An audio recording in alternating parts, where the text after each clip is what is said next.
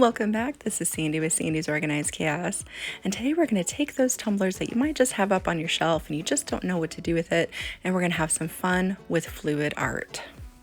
So if you're new to my channel, don't forget to hit that subscribe button, and let's wake up, prep these tumblers, and slay all day. Let's do this.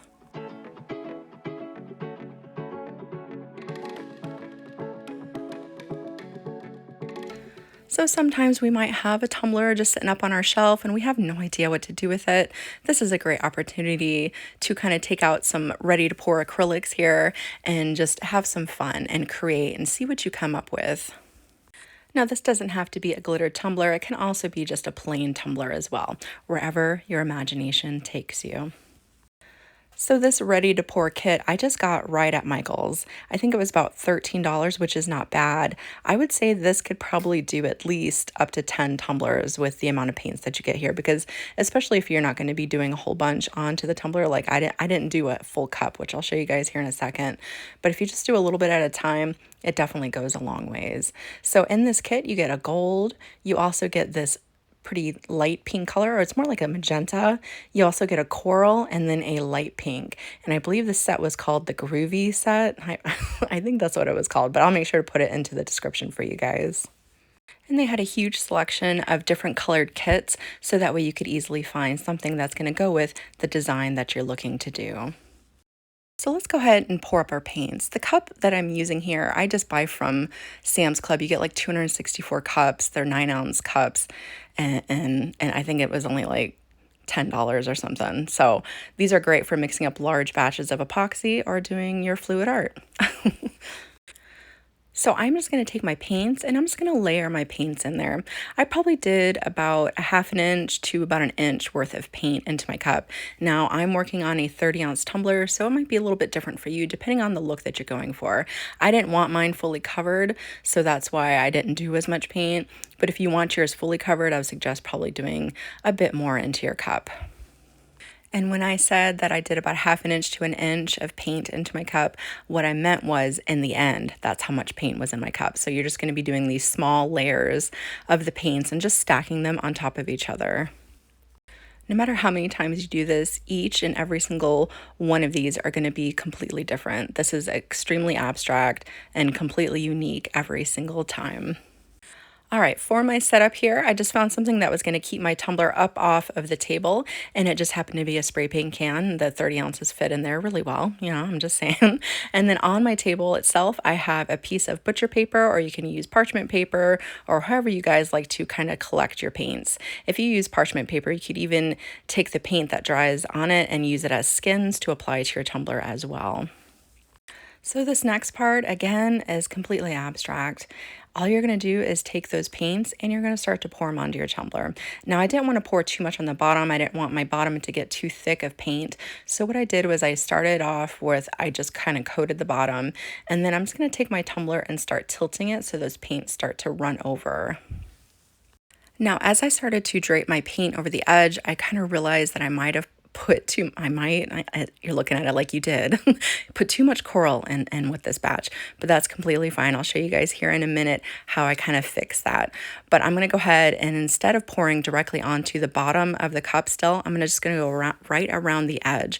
And again, the look that I'm going after with this is I don't want it fully covered. I want fragments of the glitter underneath showing through still. So that's what we're going for here. We don't want to layer on too much, just enough to where some of that glitter is still showing through. So I went ahead and I just let that kind of do its thing for a minute, and then I decided that I needed just a little bit more pink added to it.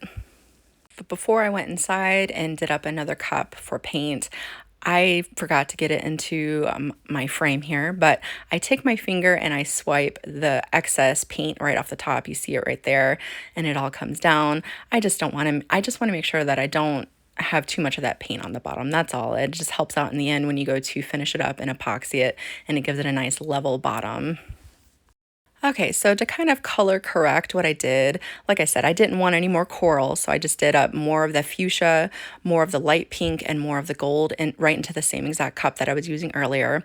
And I'm just going to go right around the edge and do the same thing we did the first time. And this kind of made me sad because I really liked how the drips were here, but you know what? It turned out exactly how I wanted it anyways, so happy little accidents.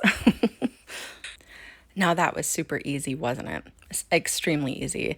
Now all you're going to let it do is just continue to let it do its thing. Going to continue to kind of slide and shift and make pretty designs in there for you. And then the next part is probably the second hardest thing you're going to have to do is to not touch it. Whatever you do, don't touch it. Trust me, I of course I touched it. But you want to let it sit overnight so that way you know it is nice and dry for this next part. So if that's the second hardest, what's the first hardest? That's putting on the decal, of course.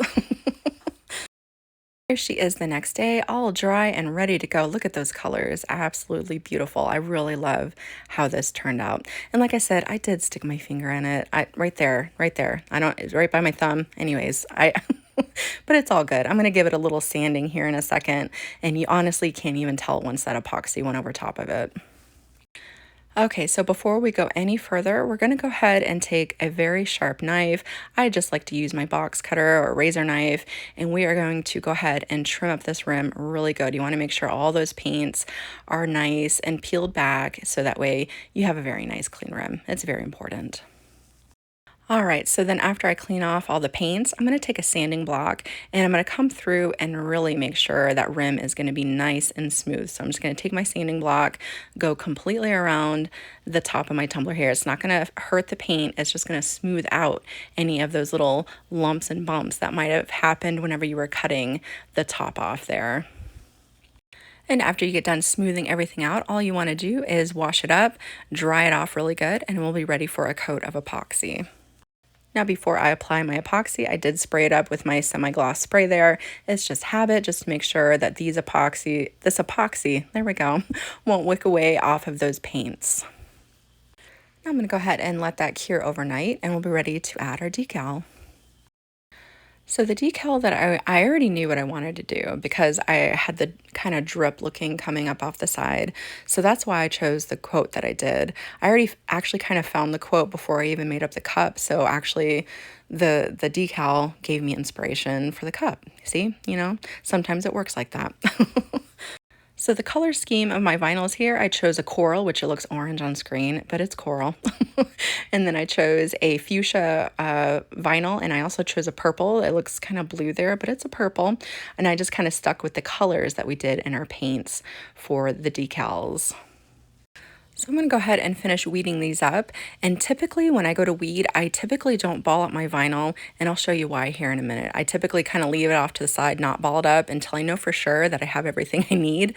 And I was missing a piece, but again, I'll show you what I did. So I'm just going to go ahead and layer my vinyls here.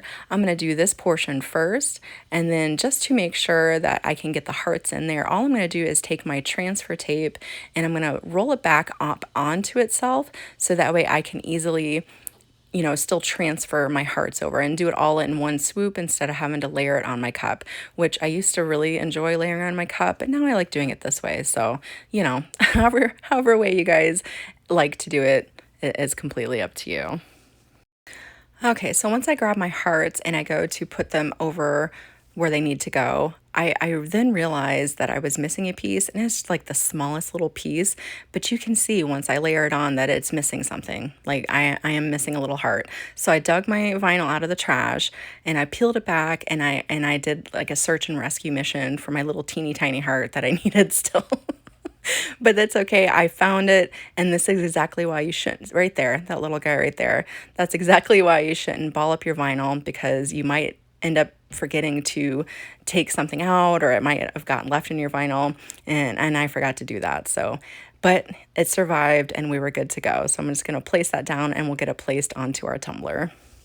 So I can't tell you how many dots to eyes and periods that I've accidentally left on there. So again, that's why you want to do that. All right, so here's our tumbler. It's all nice and epoxied. I'm going to give that rim one more sanding just to verify that it is completely smooth, and then we're going to apply our decal. Now to apply the decal, I'm just going to figure out where it's going to start lifting up, because I want it about right in the middle of my tumbler, and I'm going to go ahead and trim it. I'm even going to come up inside of my decal here and trim it up really good, and that looks good. I think I like that. So it's nice and flat on the top, and I should be able to maneuver the bottom pretty well to make sure that it's nice and smooth on the middle there. And if you're having issues getting your decal off of your paper backing, all I do is flip it over and rock that paper backing back and forth until it comes off the paper backing. There we go. How many more times must I say that? Paper backing. All right. So now I'm just going to line this up. All I did was make sure that the top was stuck down first, and then we're going to kind of come through and finish up the rest here. So once I get the top down, I'm going to go ahead and start to peel back the transfer tape across the top. And then I'm just going to start adjusting my bottom here. Now I noticed that my little swirl up in the middle there, it was kind of puckered up into the middle because my other little swirl already stuck down. So I needed to kind of peel that back just very gently. And I'm just going to get it right back to where the little bump is and then just kind of straighten it out from there. There we go. And then just lay the heart part down and your decal is on. Now, when I work in layers like this, I really like to make sure that I heat it up either with my hand or kind of hit it up a little bit with a heat source like a blow dryer or something just to activate that glue underneath so that way everything is nice and stuck down. I'm going to give it its last 2 finishing coats of epoxy and she is good to go. Whether you take this design and duplicate it as is, or you take it and let it inspire you to create something that is completely your own, I hope that you guys had a lot of fun watching this tutorial today. Again, if you're new to my channel, don't forget to hit that subscribe button, and I will see you guys next time.